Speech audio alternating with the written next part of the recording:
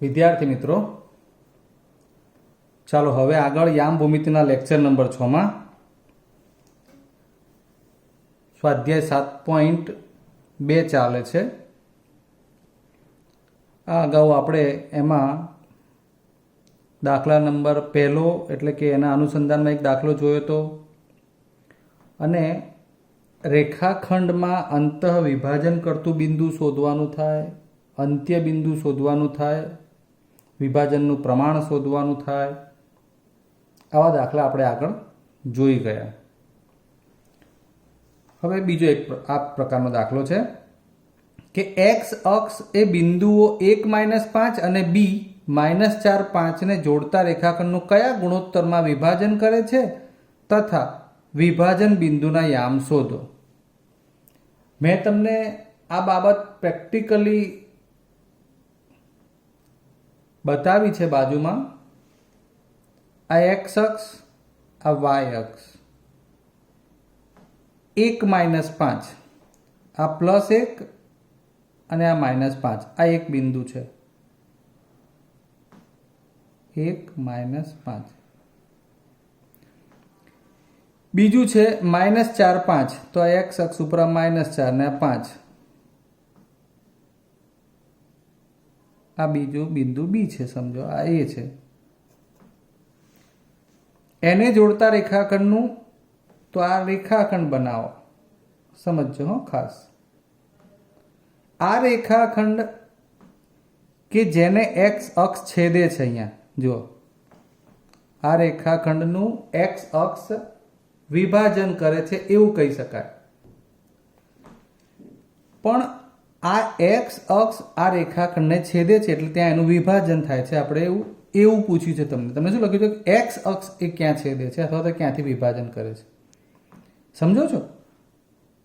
આકૃતિથી તમને વધારે ખ્યાલ રહે લાઈવ, એટલા માટે આપણે દોરી છે. આ એક્સ અક્ષ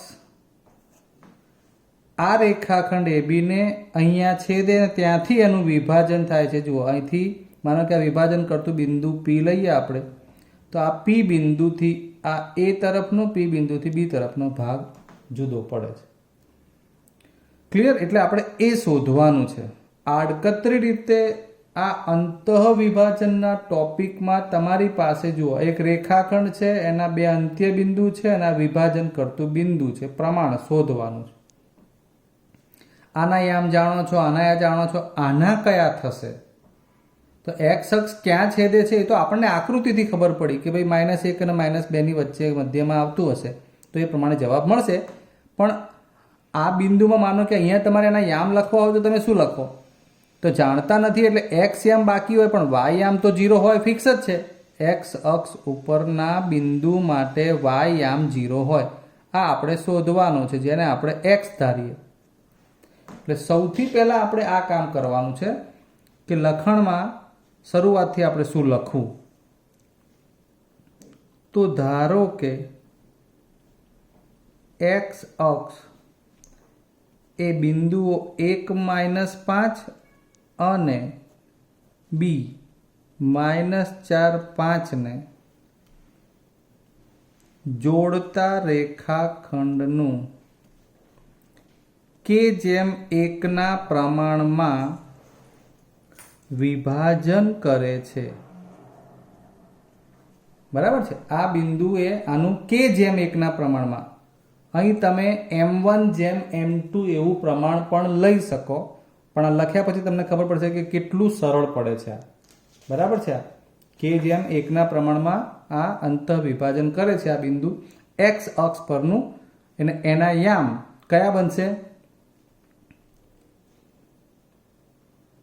એક્સ અક્ષ કરે છે એટલે એના યામ આપણે આમ વિભાજન કરતું બિંદુ P ઓફ x0 લેતા. આ આપણને પોતાની આગવી સૂઝ રહેવી જોઈએ કે એક્સ અક્ષ પરનું બિંદુ કયું છે, એટલે x0 લેવાનું. બસ, તો પછી એ પ્રમાણે હવે વિભાજન કરતા બિંદુના યામનો ઉપયોગ કરવાનો. હવે અહીં શું કરવું? ખાસ એક જ યામના ઉપયોગથી પણ આપણે આ જવાબ લાવી શકીએ. માત્ર વિભાજન કરતા બિંદુના બંને યામ લખીશું, પણ આમાંથી કોઈ એકથી પણ જવાબ આવી જશે. ઓકે? કે કયો યામ સરખા હોય આપણે લખ્યા પછી ચેક કરીએ. પહેલાં વિભાજન કરતા બિંદુના યામના સૂત્ર લખીએ. માટે પીના યામ સૂત્ર હતું K/1 પ્રમાણવાળું, યાદ કરો. Kx1 plus x2 upon K+1 Ky1 plus y2 upon K+1. Clear? K/1 માં જ્યાં K બોલાય છે ત્યાં તો K જ લખવાનો થશે અને અહીંયા 1 લખવાનું થશે. તો અહીંયા આગળ K+1 પ્રમાણે આપણે આગળ આ સૂત્રમાંથી હવે પીના યામ લખીએ. તો પીના યામ કયા છે? x0, x અને 0. ચલો અહીંયા x1 x2 પણ લઈ લઈએ. તો x1 બરાબર આ 1, y1 બરાબર -5, x2 બરાબર -4, y2 બરાબર 5. ઓકે, તો આ પ્રમાણે આપણે આગળ વધીએ આમાં. તો k એમને એમ, x1 એટલે સોરી આપણે અહીંયા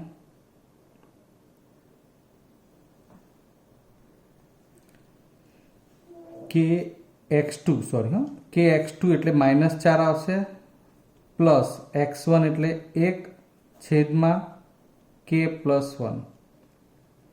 બરાબર. હવે y2 એટલે 5 પ્લસ y1 એટલે પાછા -5 અપોન K+1. હવે ધ્યાન આપો, એનો x યામ તો x છે એટલે y યામ શું છે? 0. એનો મતલબ કે આપણે આ 0 એ y યામ છે તો આ પણ એનો y યામ છે, એટલે એ બેની સરખામણી કરીશું. x તો અજ્ઞાત છે એટલે આની જોડે, એટલે કે માટે હવે 0 બરાબર એટલે કે y યામ બરાબર આનો y યામ લેવાનો, 5k - 5 અપોન K+1. ક્લિયર? હવે આ K+1 આખું અહીંયા ગુણો એટલે શું થઈ જાય? 0. 0 બરાબર 5k - 5 અને માટે 5k બરાબર 5, આ ઓછા 5 સામે ગયા અને માટે k બરાબર 1. k બરાબર શું મળી ગયું? 1. ક્લિયર? હવે k 1 આવી ગયું છે એટલે પ્રમાણ શું થઈ જશે? માટે K/1 બરાબર 1/1. આ મુખ્ય બાબત આવી. K/1 બરાબર શું બન્યું? 1/1. કેમ કે k બરાબર 1 આવ્યો એટલે બીજો એક આંકડો છે ને ઓટોમેટિક મળી જાય છે. પ્રમાણ K/1 લેવાનું આ કારણ છે, આટલું સરળ પડે. ટૂંકમાં તમને પ્રમાણ આપણે જે કહ્યું હતું K/1 ધારતા એ પ્રમાણે જવાબ 1/1 થઈ ગયું. તો મિત્રો તમે અહીંયા એક વસ્તુ બીજી પણ વિચારી શકો કે આ 1/1 પ્રમાણ છે ને એનો મતલબ કે આ મધ્ય બિંદુ બને, પ્રમાણ સરખું થઈ ગયું. આકૃતિમાં જોઈને ખબર પડે એમ છે. જુઓ, P થી B અંતર અને P થી A અંતર સરખા જેવું છે, ખ્યાલ આવે? એટલે મધ્ય બિંદુ તો છે જ. ચલો ત્યારે હવે આપણે એના યામ શોધવાના છે. કોના? કયું છે પછી જુઓ, કયા ગુણોત્તરમાં વિભાજન કરે? તો 1/1 ના ગુણોત્તરમાં વિભાજન કરે, જવાબ થઈ ગયો. તથા વિભાજન બિંદુના યામ, વિભાજન બિંદુ કયું છે? P of x0. એનો મતલબ કે હજુ આપણે x શોધવો પડે. એટલે વિભાજન બિંદુના યામ શોધવા માટે હવે પાછો x શોધવા માટેનો પ્રયત્ન કરવાનો થાય. તો એ લાવવા માટે શું કરી શકાય એ જોઈએ. એ કેવી રીતે મળશે? આપણે એકદમ ટૂંકો રસ્તો લઈ લઈએ. આ x જોડે આ સરખામણી છે ને, આપણે વિભાજન કરતું બિંદુ શોધવું છે, એમાં ખાલી x જ જોઈએ છે. એટલે x બરાબર આ વેલ્યુ છે ને, x યામ સાથે સરખાવી એટલે લખ્યું આપણે કે હવે x બરાબર K/-4 પ્લસ 1 અપોન K+1. હવે એમાંથી x શોધીએ તો x બરાબર k ની જગ્યાએ શું મૂકશું? 1. આ 1 + 1. x બરાબર આ -4 + 1 ભાગ્યા 2. x બરાબર -3 દ્વિતીયાંશ, અર્થાત -3 ભાગ્યા 2 એટલે 1/2. કેટલા કહેવાય? 1/2. જોઈ શકો છો મિત્રો તમે, આપણું આમ વિભાજન બિંદુ પી ઓફ x0 બરાબર પી ઓફ -3/0 થાય. એટલે કે x અક્ષ ઉપર -3/2 જુઓ, -1 અને -2 ની મધ્યમાં, આ તો આશરે બનાવ્યું છે પણ આ -1 અને -2 ની મધ્યમાં આવી ગયું એટલે -3/2 કહેવાય અને આ 0. પડી સમજણ? એટલે આ એવો દાખલો થયો કે જેમાં બે ટોપિક સમાયેલા હતા. એક તો કયા ગુણોત્તરમાં વિભાજન કરે એવું શોધવાનું હતું, એટલે આપણે કે જેમ એકના ગુણોત્તરમાં વિભાજન કરે છે એમ કરીને આગળ વધ્યા. એમાંથી એક્સ અક્ષ પરનું બિંદુ શોધવાનું થતું હતું, એટલે વાય આમ 0 લઈ 0 સાથે સરખામણી કરી કે શોધી કાઢ્યો એટલે પ્રમાણ મળી ગયું. અને પાછું એનો એક્સ આમ એની સરખામણીમાં આપણે કેની કિંમત મૂકી અને એક્સ શોધી કાઢ્યો એટલે આખું બિંદુ મળી ગયું. બરાબર છે? ચલો હજુ આપણે આ જ વિભાજનમાં આગળ બીજા બે દાખલા જોઈએ. હવે મિત્રો ચલો બીજો એક દાખલો છે. પ્રશ્ન નંબર 2. બિંદુઓ એ અને બી ને જોડતા રેખાખંડના ત્રિભાગ બિંદુઓના યામ શોધો.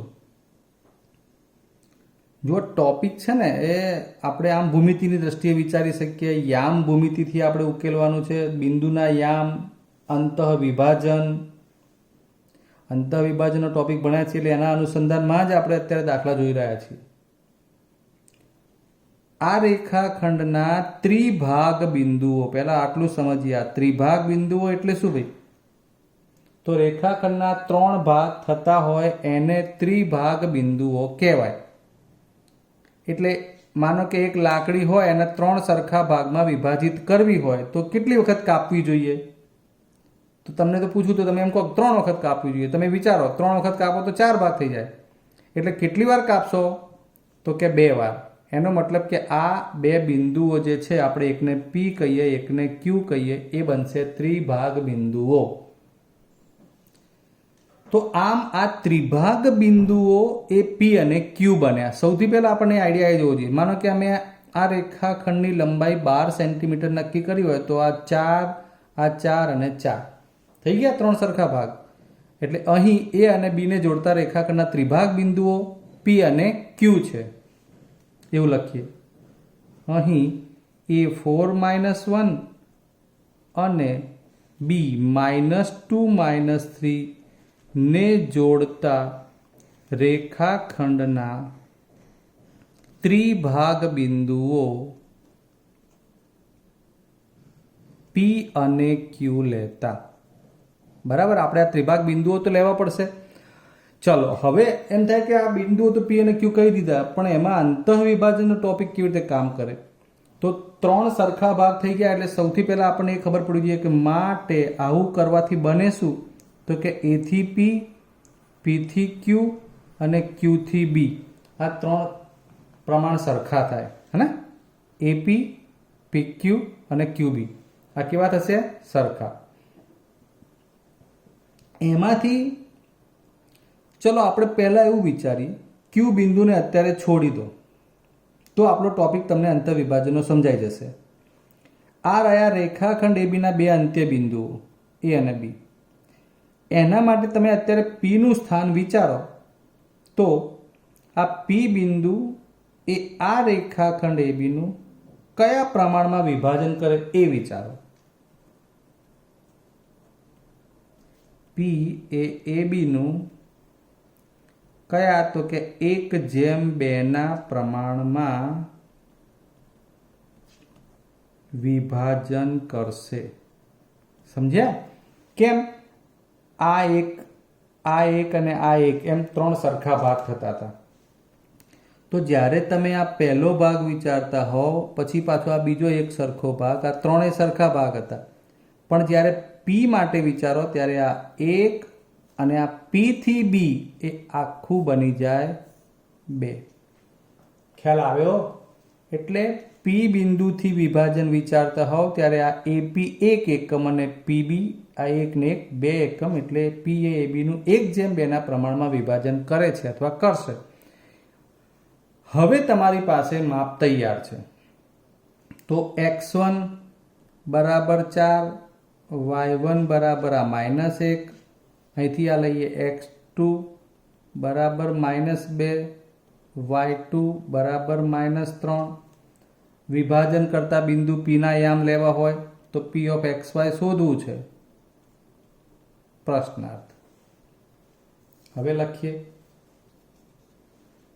માટે P ના યામ બરાબર mx2 m1x2 m2x1 m1 plus m2 m1y2 m2y1 m1 plus m2. હવે એ પ્રમાણે m1 એટલે આપણું જે પ્રમાણ છે 1:2, તો m1 એટલે આગળ 1 અને પાછળ, તો પહેલાં આપણે m1 m2 ગોઠવી દઈએ. ચલો, આ m2 2, નીચે 1 + 2, m1 1, m2 2, નીચે 1 + 2 છેદમાં. ખ્યાલ આવે? એટલે હવે સરળતા. x2 કેટલા છે? -2, x1 4, y2 -3, y1 -1. તમારે ધ્યાન રાખવું પડશે અંદર. એટલે આ થશે -2 + 8 ભાગ્યા 3, -3 -2 ભાગ્યા 3. એટલે એના યામ હવે આપણે જોઈએ તો આ માટે P ના યામ બરાબર, અહીંથી જુઓ 8 - 2 એટલે 6. કેટલા થશે? 8 - 2 એટલે 6, 6 ભાગ્યા 3 એટલે 2, અને -3 - 2 એટલે બંને ઓછા છે, એટલે -5 ભાગ્યા 3. આ શું મળ્યું? P ના યામ મળે.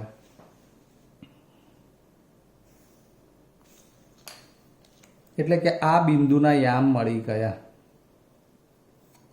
હવે ચલો Q ના યામ માટે વિચારો. જો તમે P ના યામ જાણતા હો તો PB રેખાખંડ માટે Q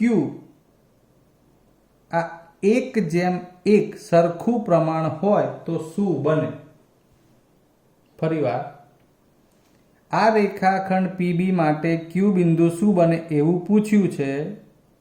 તો તમને આઈડિયા આવવો જોઈએ કે PQ અંતર અને QB અંતર સરખું થાય છે 1:1, એટલે 1:1 સરખું. એટલે આ થઈ ગયું આ PB રેખાખંડનું મધ્ય બિંદુ.